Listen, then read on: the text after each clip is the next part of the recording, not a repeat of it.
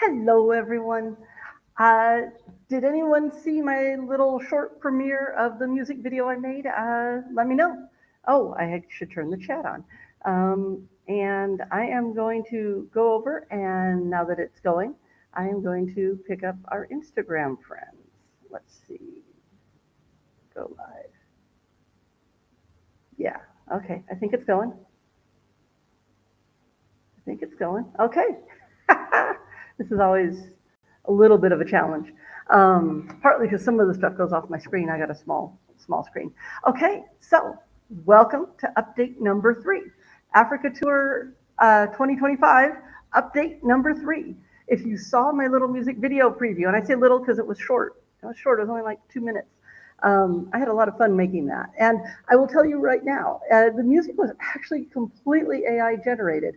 I simply went over to the site, it's in the description of the video, and said, hey, a video about this in this kind of style. And it actually gave me 2 options. I may go ahead and make another video on the other option, but that was my favorite version. And so I made a video, and I would never have thought to do that if I hadn't just had this tool to try out. So, uh, I do use a little AI, like for outlining and this and that. But if I ever use AI, I'm going to tell you. Now, I made the video. The video part is mine, but the the the song itself was created by AI. The rest of it was my work. So, okay. So I hope you enjoyed the music video. If you haven't seen it yet, after the live stream, go on over to YouTube and check it out because I think it's pretty cool. Okay, so last week I had not researched Nigeria and Cameroon. I had researched Nigeria partly the week before, and I wanted to show you something because I had said, hey, I had not gotten good at screen sharing yet. So um, I said you could look up these caves. Well, this is what I found out about the Obunike caves. Now, I've learned one thing. If you see a Nigerian word and it has a GB in it, just ignore the G. Like, you see the tribal name, it looks like, phonetically, it looks like Igbo, and it's Igbo, or Igbo. Um, the G doesn't get sounded. So, and that's from a Nigerian friend. So, yeah, sort of ignore that G. It's a silent G if it's next to the B, at least most of the time. I don't know if there's exceptions to that. But I mentioned the caves, and as I say, I wasn't up on the screen sharing yet, so I have something to share with you. I'm trying a different screen sharing option here, so let's see how this works. Ooh, wrong thing. Um, so let's screen share, and I'll tell you what I found out about these caves. There we go. And okay. And how does that look on Restream? Yeah, okay. It's a little oversized, but you get a little sense of what the cave looks like. Nothing I can do about that picture. I don't have control over that. Let me see if I can change the format. But this, oh, that shows it better. Okay, the top half, bottom half thing works better. So there's about 300 stairs, they're wide stairs, down to these caves. That's not too bad. The thing is, you get down there, and you literally, the only light you have is the light you take in with you. And I watched people's videos on these things. And you have to literally get on your hand. First of all, you have to go in barefoot. You have to leave your shoes outside. And then you have to go in on your hands and knees, not the whole way, but part of the way you have to crawl through these spaces where you have to be down on your hands and knees to get through them. And then there's different routes you can take to get to different things. The one that was going to, like, there's this spot with the river, and you can go play in the river a little bit and all that.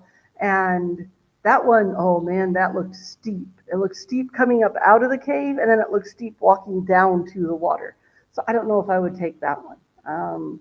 We'll see. I'm working on getting in a little better shape for this trip, so I might be strong enough, but still, steep climbs are still not my thing. So we'll see where I am when the time comes.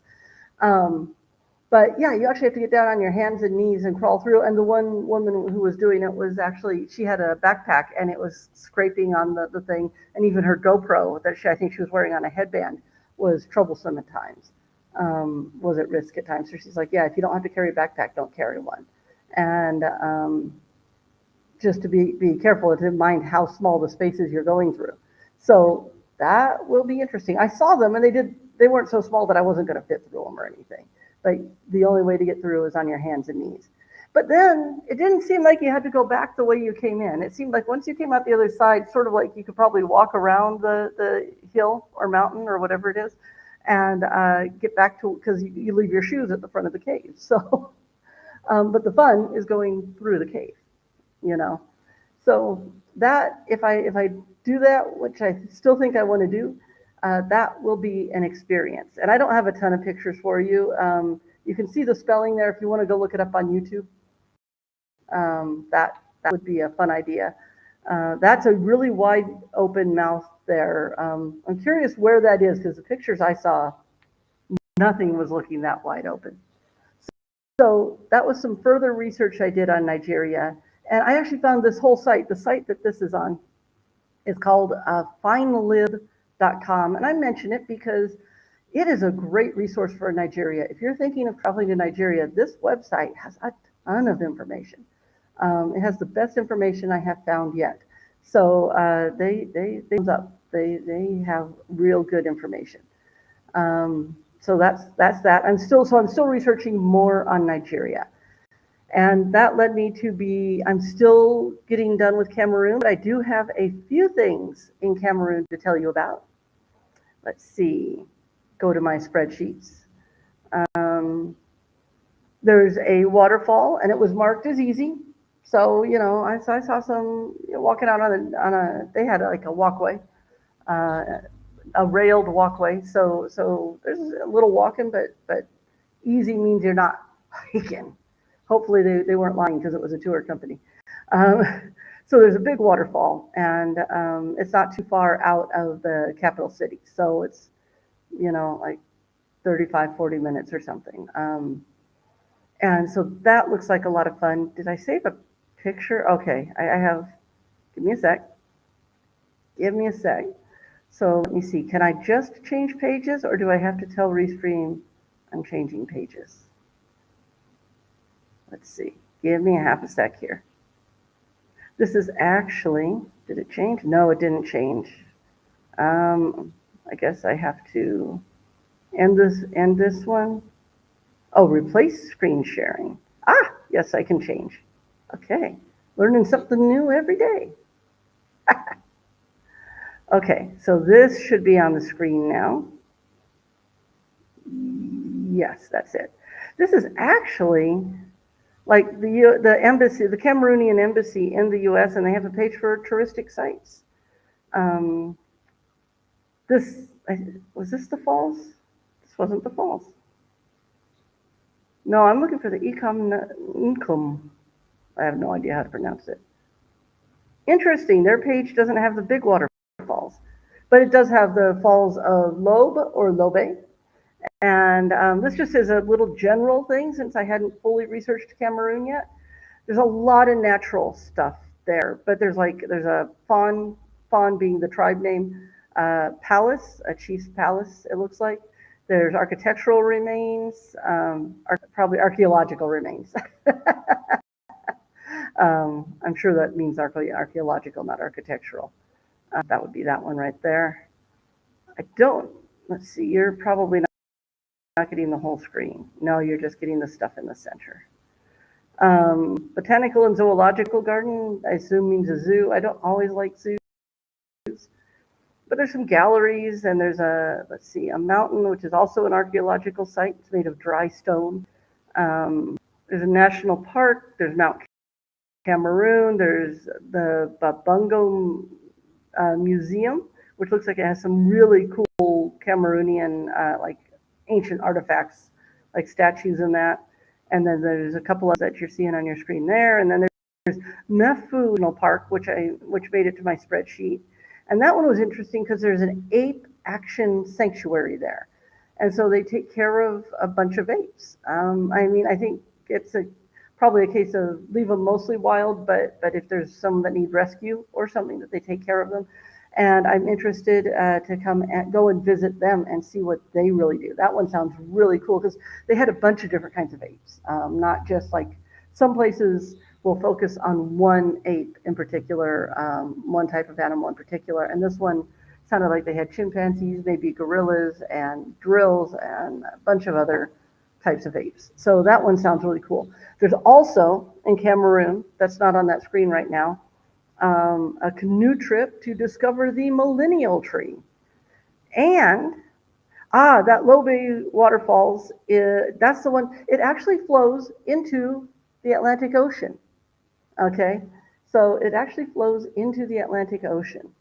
Um, and so that's this one back here. Oh, you can't see it, I'm sorry.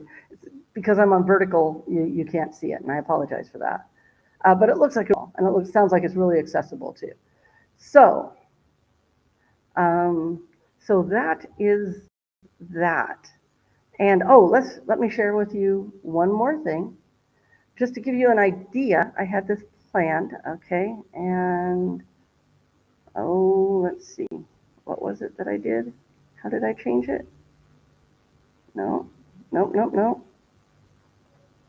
I can't change it now. Oh, here we go. Do that, replace screen sharing. I'm gonna get this. I'm gonna get this.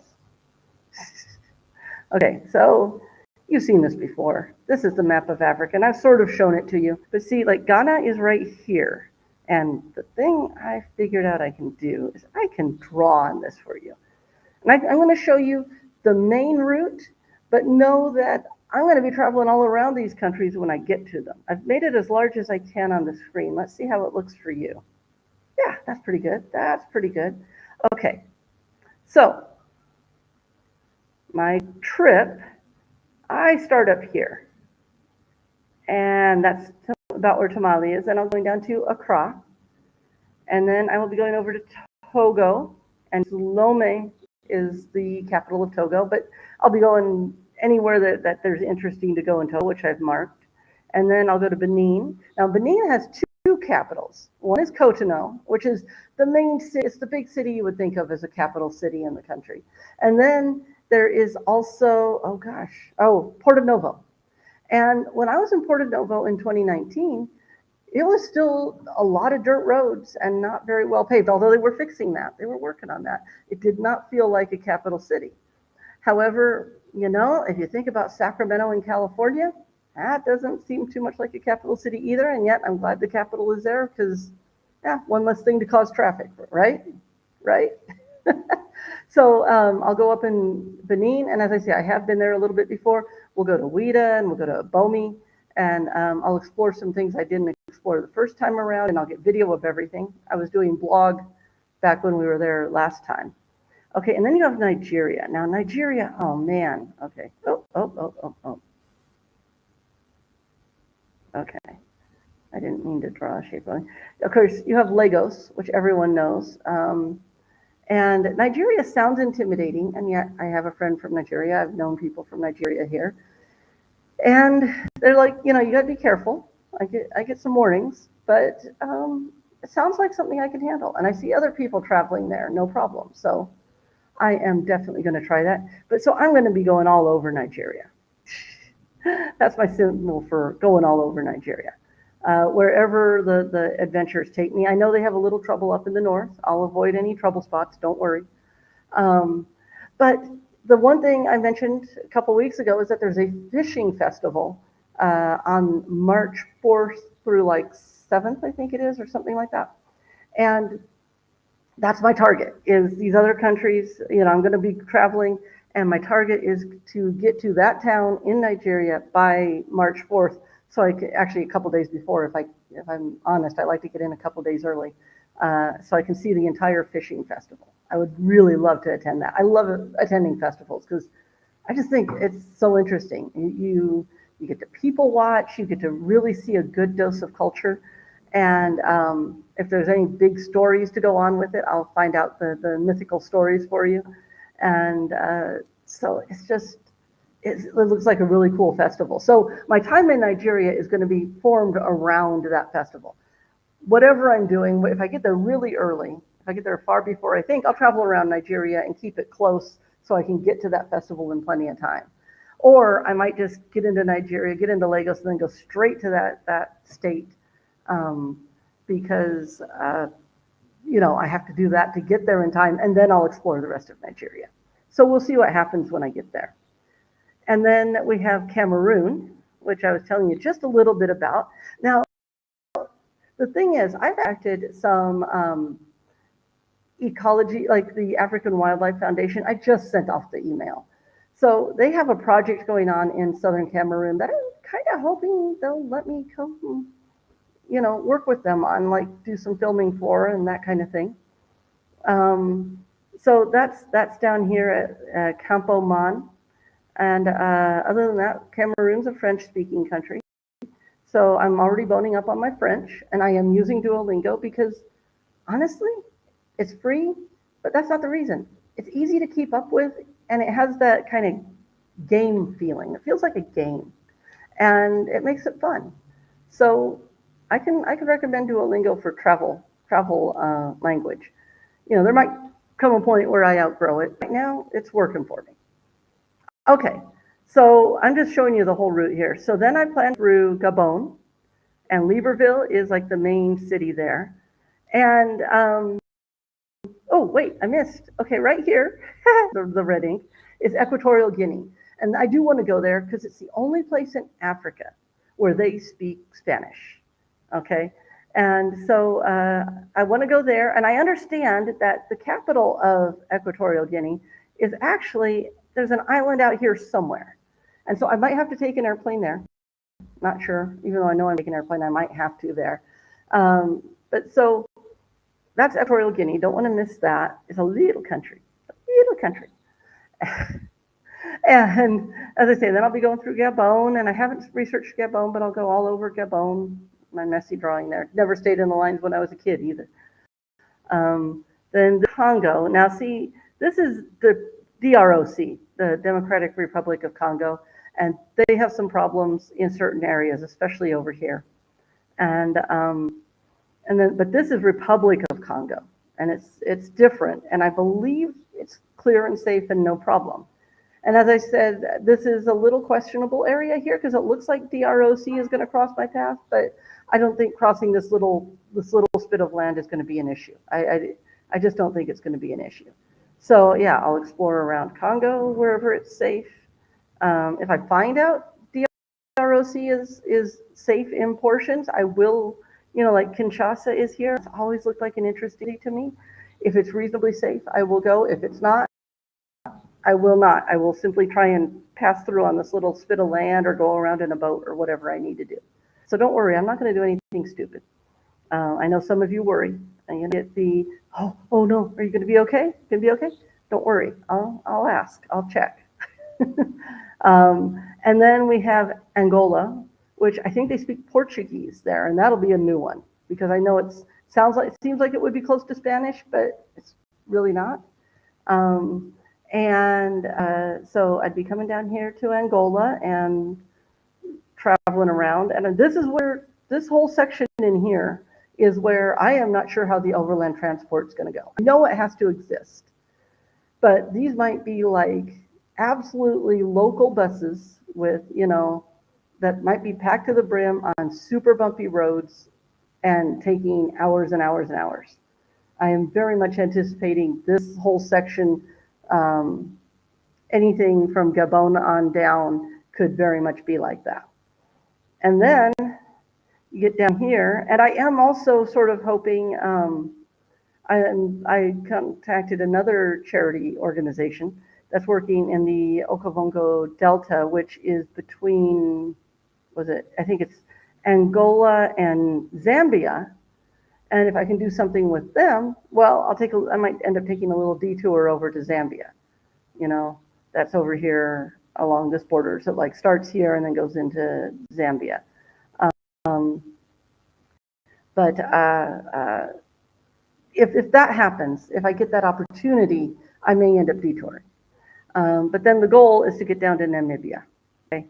And if you saw the music video, there's that one scene where you have the tree with the really distinct shadow, and it's against the orange sand, and the tree looks dead because it is.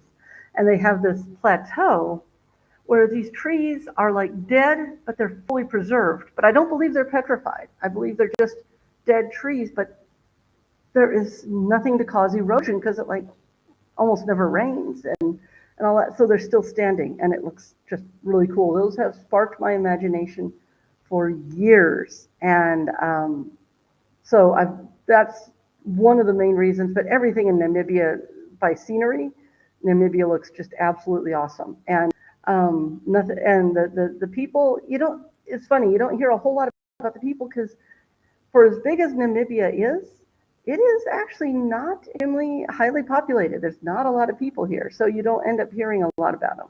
So, oops, it's putting in arrows, and I didn't read why and all that. Windhoek, I'm not sure, I don't know the pronunciation, is here. But yeah, this one is one where you start having to get rides and possibly rent a car to see everything, but everything's within a certain number of hours of drive. So that's my drawing on the map. Just a refresher for anyone who doesn't know what this Africa Tour 2025 is all about. And so that is the plan for next year. And then the year after that, I plan to do the other side of things and go up the East Coast. So, but right now we're just focusing on 2025. So that is the state of that. Let's see, I showed you the caves, and I shared with you my new research, and I told you about the new music video that hopefully you got a chance to watch. And we finally got some rain a couple nights ago. It's been doing that threaten but not show up, heavy cloud, no rain. We actually got a big storm overnight, and I mean, it rained and rained and rained, and we really needed it. I'm hoping to help the farmers, and we're hoping for more. It's the time of year it really should be raining, so hopefully that'll be more. And I'm going to stop the screen sharing at this point because we don't need it anymore. And yeah, so that's where everything stands. I have been kind of working a lot, honestly. I'm trying to get in touch with places along the way, tourist boards and hotels and like the eco organizations, the conservation organizations and all that. And so I'm searching for the best places and ways to do that. And working on the music video and everything else. So that is where the status stands for Africa Tour 2025. And if you are following me on this and that, I want to say thank you for joining me because I really appreciate everyone showing up. And yeah, I just really appreciate you showing up because I think this is going to be a really cool trip. And I want to keep you posted so you don't just, oh yeah, she said something about it, but I forgot about it. And I figure I'll bring you along the way. I haven't started, right now it's still research. And I know it seems like a long way away. It seems like January so far, but I guarantee you once things start rolling, this is going to get going. This is going to go fast. So yeah, I'm practicing my French. I'm working on getting in shape. I'm trying to get in contact with people to work with along the way. And I am also figuring out where I want to go when I get to these countries, because there are going to be so many awesome videos out of these countries. I mean, there's going to be a lot of awesome stuff going on. I can't wait. There's going to be so much stuff to discover. And the nice thing is I don't have a time limit. I'm not trying to get down to Namibia. I mean, my goal is to get there before the end of the year, which seems very doable. But, it's not the end of the world if I don't. And so I will take the time to really see each place, and make sure I can bring you the material from all the places I go to and not just skate through and show you a couple shots and then say, oh, I'm on to the next place. No, you're going to get to see everything. So I thank you for joining me, and that's it. I will see you next time. And I got to go, they tell me I got to turn off, oops, where's the thing? See, technical difficulties. Okay, I will say goodbye to the people on Instagram, and I will see you later. And then I will say bye to the people on YouTube. And I hope you're watching my current stuff because I've still got stuff coming out from Ghana. And if you haven't noticed, I'm taking the segments from the big long video I made and releasing them individually, one per week. So if you're not into watching a big long video, you can consume it in nice little bite-sized pieces. And so I hope that makes easier viewing for some people who don't always have up to an hour to put into these things. I completely understand. I don't always dive into nearly hour-long videos either. So those are coming out in bite-sized pieces every week and until we're done. Okay, I will see you next time. Thanks for joining me.